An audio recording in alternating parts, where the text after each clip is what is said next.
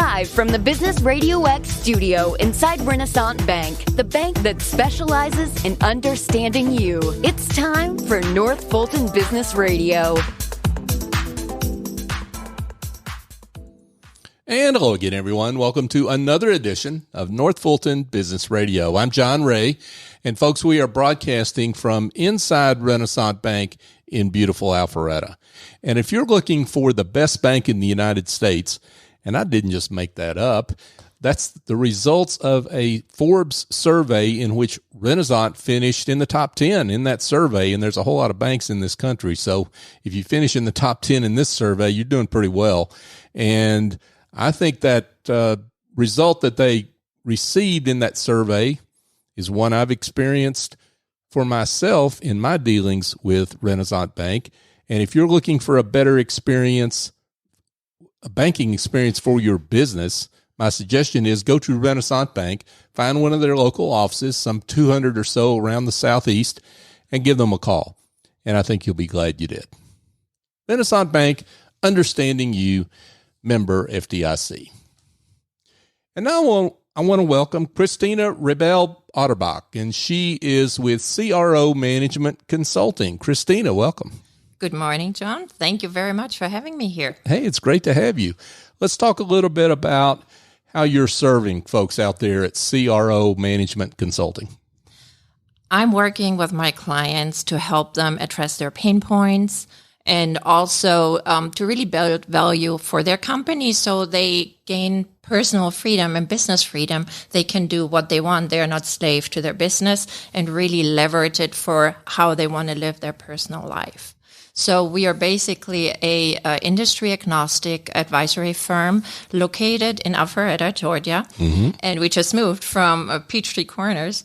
And so we find our clients very often through referrals, CPAs, bankers, maybe even Renaissance Bank, sure, might refer us to our clients because we usually come in and we get a good thorough overview where they stand, you know, what is their challenge, what triggers their challenge, and then we kind of build a plan with them. Where do they want to be? What is the strategy?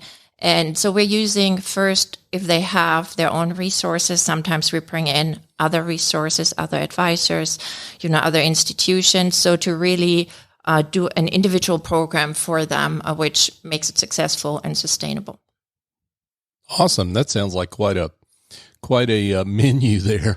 I love it. We're going to get into some of that in a second, but let's talk about your journey, the background and experience that you bring to the table in your own firm now. Yes. So I think you have to know that I'm born and raised in Germany, but we've been living here in the States for over 20 years, and I've always worked in internationally and globally operating organizations, smaller, larger ones. And I learned my trade there. I'm coming with a finance, strategy, organizations, management background, lived and worked in different countries. I'm aware of the cultural challenges, you know, which occur sometimes. Sure. And so after having done that for over 20 years, working for global organizations, I thought I put out my own shingle and I really get with clients and don't only serve them the financial side, but look at things comprehensively, holistically, and help them to be successful. And that makes me happy. Yeah, absolutely.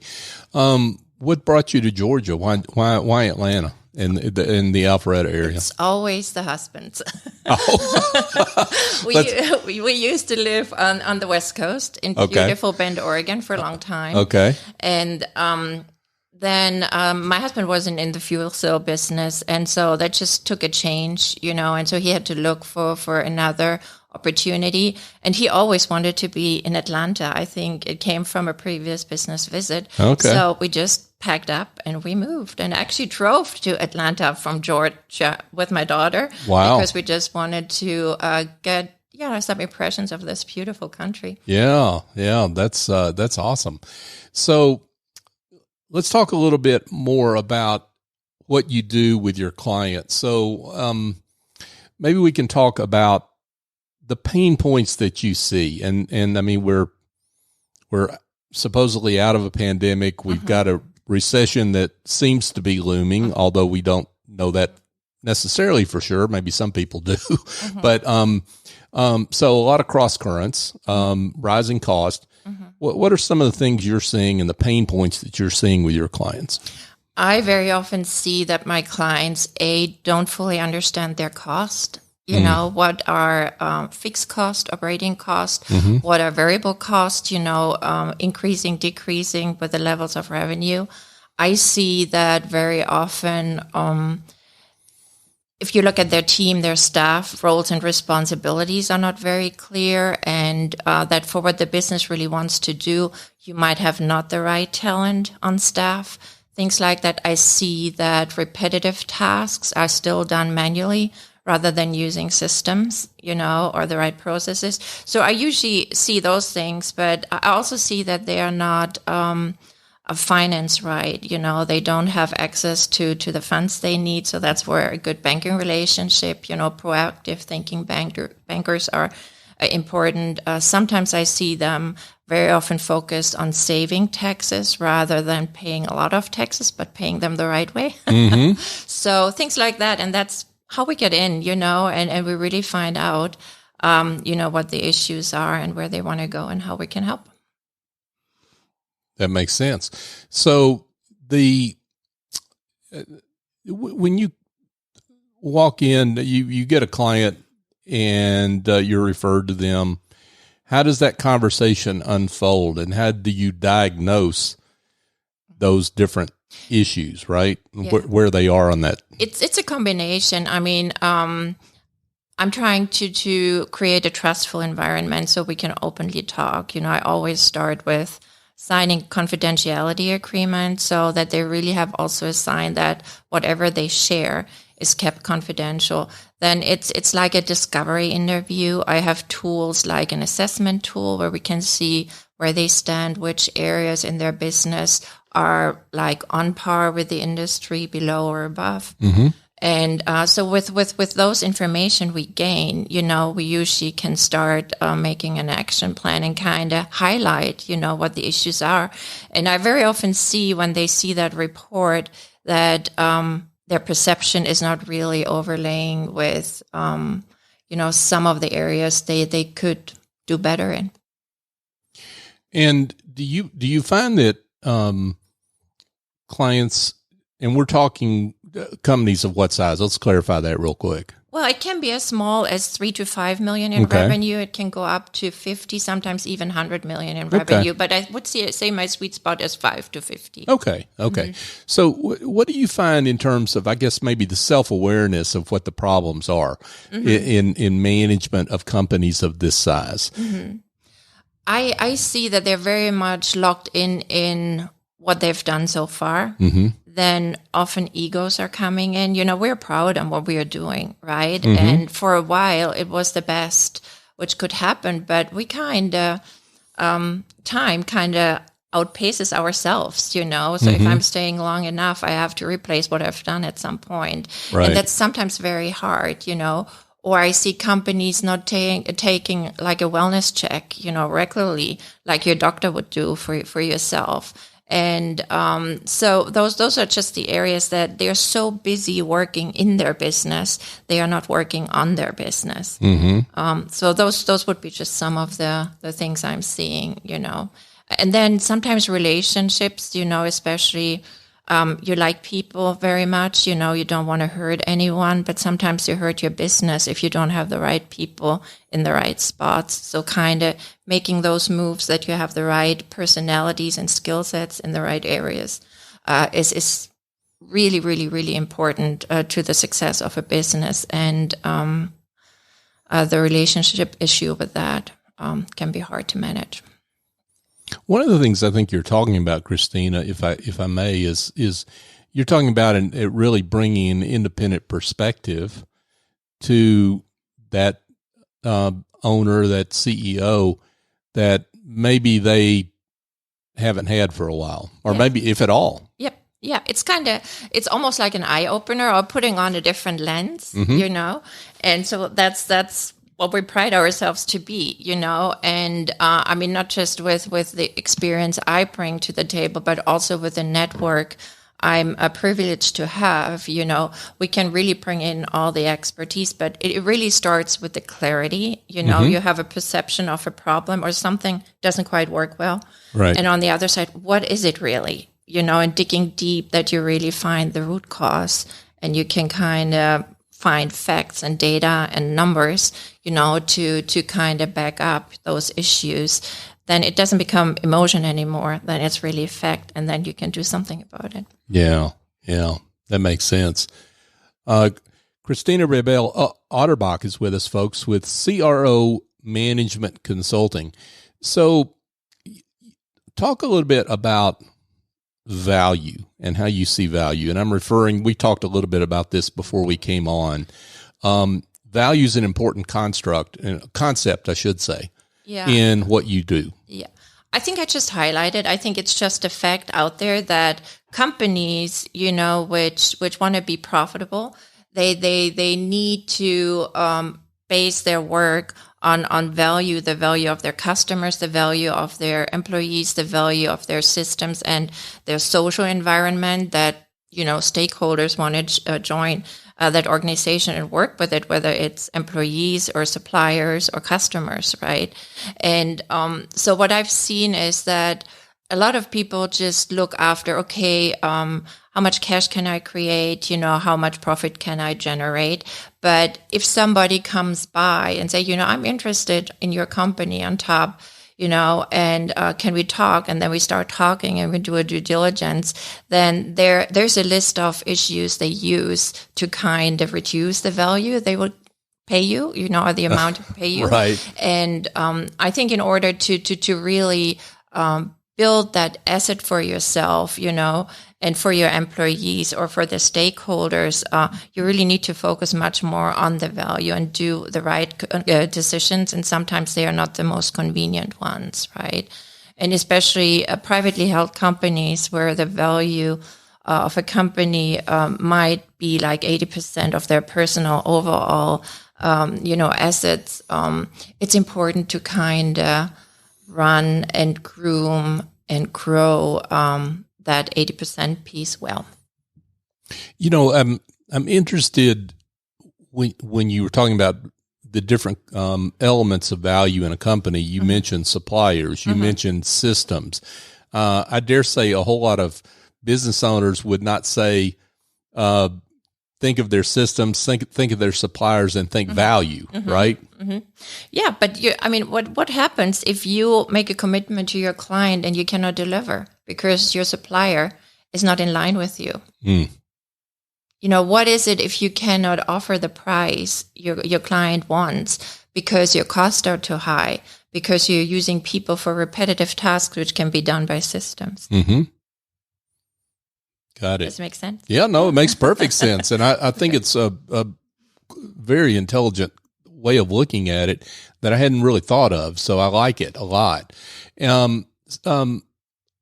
Let's talk about what an engagement with you looks like. So you come in, you diagnose,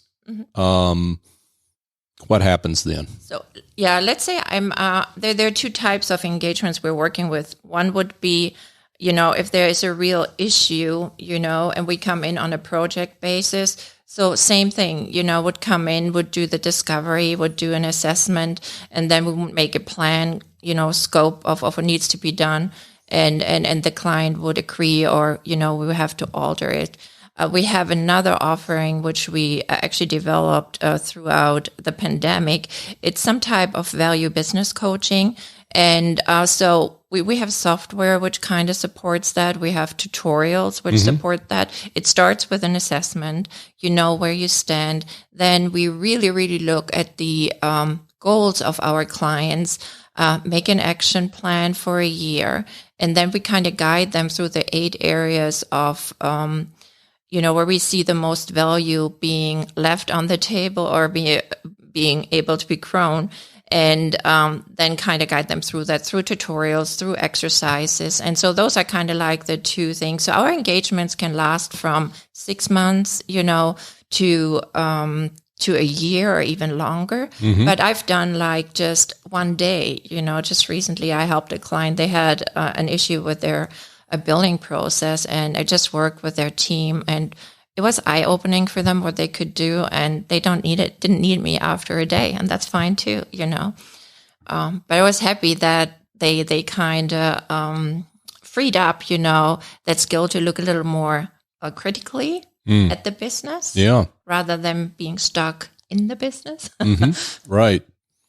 Yeah, I like that, because what you're doing is showing folks value of the outcome that goes well beyond what they were expecting. Yes. Usually we find a whole list of things, and it's up to them whether they want to address it or not. But with the initial discovery and then the assessment and the work together, we always leave an engagement with saying, okay, here is, what we found, here's what we have done, and here's what you might want to consider addressing going forward. Got it. Let's talk a little bit, Christina, about being the subsidiary of a company in Germany, Austria, wherever, and the cultural issues that you see, because this is a highlight for you in your work. What are some of the things that you see there that companies need to be aware of and plan for? Yeah,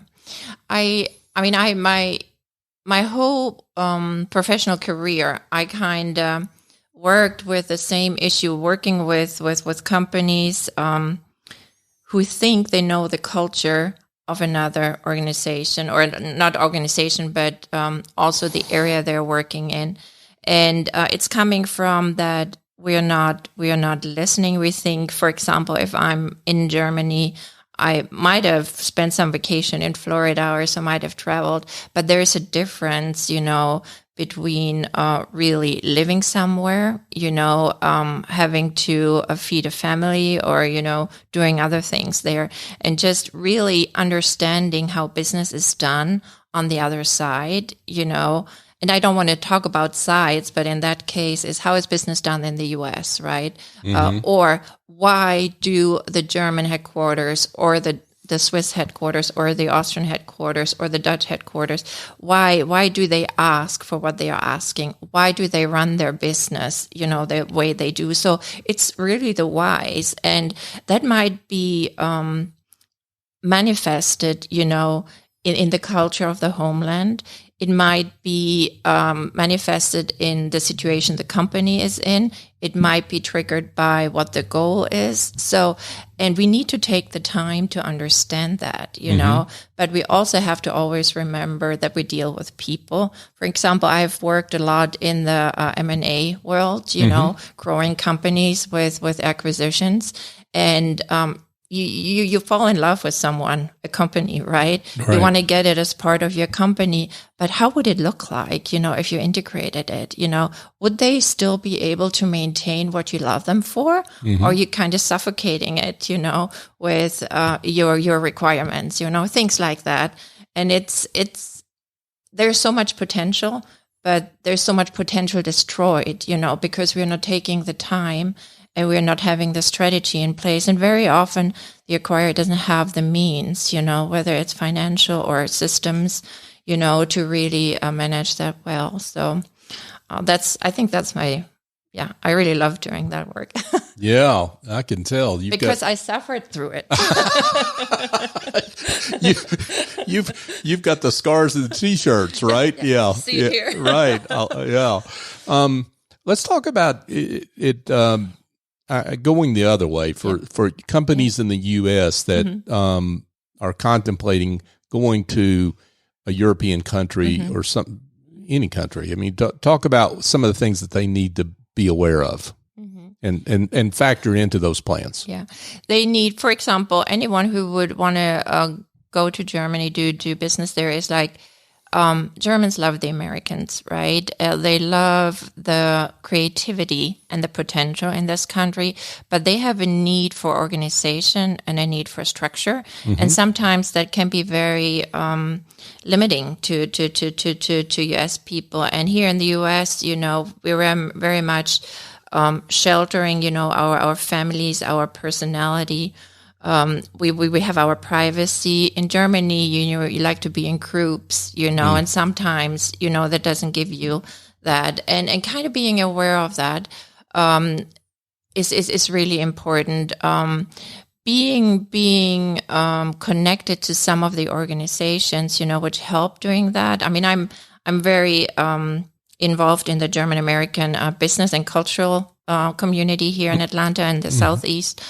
And so, for example, there is one organization which really tries to attract U.S. companies in a certain state in Germany. So they have the means, they have the connections, They can provide resources. And I would always say, find somebody in Germany who knows the U.S. You can have there on the ground. I mean, just transplanting someone from here who doesn't know the business there, the culture there, just like what I said before, the other way around, sure, right? Absolutely. Applies for that too. So, yeah, that makes a lot of sense. Christina, let's talk a little bit about business owners that are planning an exit, and they want to get their company in, I guess, as optimum position as they can, as they think ahead. Let's address, I guess, how you work with clients like that. Yeah. So with exit planning, we're always thinking about a three-legged stool, right? One leg would be your personal situation. What do you want? Very often business owners, the company is their identity. So how does life look like after the exit, right? Right. Do you just want to play golf? Do you want to travel? So how does it look like after a year? What do you want to do? Second thing is your finances, how your finances should look like, so you can kind of maintain the standard of living you want to have and do the things you want to have. Maybe you want to get into philanthropy. How does that have to look like? And the third one is the business. So we look at the timeline we have first. We have tools where we can kind of really assess that, how ready are they for an exit. Sometimes an exit needs to happen or a transaction needs to happen because of health issues, or because of a divorce.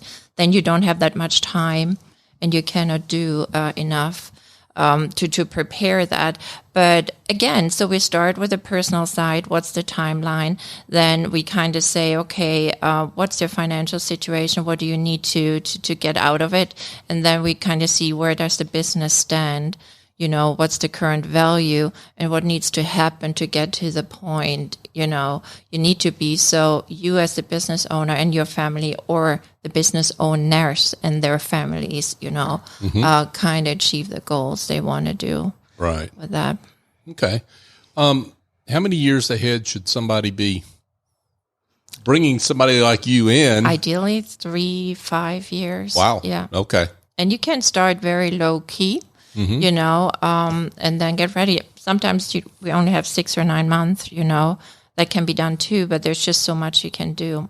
For example, you cannot build a real solid, good customer base, in 6 months, right? Right. But you can, tweak your systems, in a certain way. You can bring people on, that's more short-term things. So, and I take it by low key, you mean not blowing the trumpet and saying, hey, we're going to start exit planning for 5 years from now, right? Exactly. Yeah. And it's just exit planning for me. I don't like the word, Right. It has kind of like something scary about it. Something died or something. Yeah. Right. So, I agree. Yeah. That makes perfect sense. So what are the maybe biggest mistakes that you see that folks, when they look to plan their exit, what are some of the mistakes they make? Sounds like not starting early enough.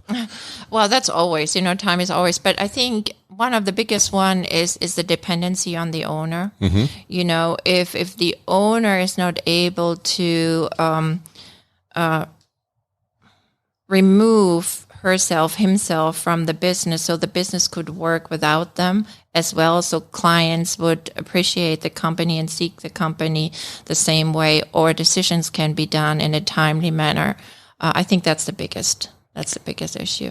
Especially for the smaller ones, For the larger ones, it would be maybe things like really not looking for having too wide of an offering, right? So you cannot provide the quality or the price, you're losing yourself, and you're not standing out, within the competition. That could be something with the larger ones, or not having the right infrastructure operation-wise. Operations needs to deliver, right? Right. So those are the areas which need to work like clockwork. Yeah, for sure. It would be great if you're in the confidentiality business, so you can't mention names, but if it would be great, maybe if you could share a success story, a client relationship and transformation that you help bring about that's illustrative of the great work you do. Yeah. I have simple ones and complex ones, and I think I'm using a simple example here. Okay. And it was actually my first project when I came to Atlanta back in 2013. I worked with a professional services firm. I mean, they provided IT staffing, very, very high level, from staff aug to really finding the right people for their clients. And their request was like, we need controlling, we need cost accounting, we need to understand our cost. So I kind of got in and worked with their accountant. It was more like a bookkeeper than an accountant. And so we looked at, okay, why, first of all, what, not why. What are our margins? What's our bank balance? How are clients paying? Do we have to write off any receivables? And so we kind of put a picture together, which told us that okay, we're not very disciplined, in how we gather the information from our contractors to bill our clients. So invoices were not clear. Clients wouldn't pay them, right? Then they would stretch payment terms. Sometimes they would use the client as the bank, things like that. And so after about 3 to 6 months of work together, we were able to kind of, redefine certain processes, change behavior. And we freed up like $500,000 for my client in cash. Oh, wow. So he didn't need to use his line of credit, didn't need to pay interest. And he could actually invest in hiring a couple of key people he needed to grow. And I mean, he has sold the company just a few years ago for a real good amount. So That's I awesome. helped him to find a controller. So That's awesome. Wow. Great work. Christina Rebel-Otterbach, and she is with CRO Management Consulting, her own firm. Christina, this has been great. I can't imagine there aren't some folks that would like to be in touch. So let's give them directions on how they can do that. Well, there are 3 ways. You can call me, 541-598-6534. You can find me through email, cro@cromanagementconsulting.com, and you can find me on LinkedIn. Terrific. Christina Rebel-Otterbach with CRO Management Consulting. Christina, thanks again for coming in. Thank you. It was such a pleasure. Yeah, thank you. Hey, folks, just a quick idea for you. If you're looking for a different idea for your team building activity because you don't want to have to be calling 911 for broken ankles and skinned up knees and what have you, I've got an idea for you. It involves standing around a stainless steel table, seasoning meat and cutting up vegetables. And that's what happens in team building activities at A&S Culinary Concepts. Yes, they're an award-winning culinary studio, and they do corporate catering and all that good stuff. Executive Chef Andrew Traub, though, he has developed a team building activity that he does there in his studio, culinary studio, that's terrific. And I think you will surprise and delight your team if you book an event there. So give Andrew a call, 678-336-9196, or go to asculinaryconcepts.com and check out his facility. It's a great, beautiful facility in Johns Creek. And folks, just a quick reminder, North Fulton Business Radio is on all the major podcast apps. We would love it if you are not already subscribed to the show, if you would do so. North Fulton Business Radio is the search term. And if you found something in this show or any of our shows that you think would be helpful to someone else, please share the show. We would love it if you would help us celebrate the great work of business leaders like Christina and those others that we've had on the show over these past 6+ years. Almost 500 episodes, folks. It's coming up, and we're going to celebrate. So for my guest, Christina Rebel-Otterbach, I'm John Ray. Join us next time here on North Fulton Business Radio.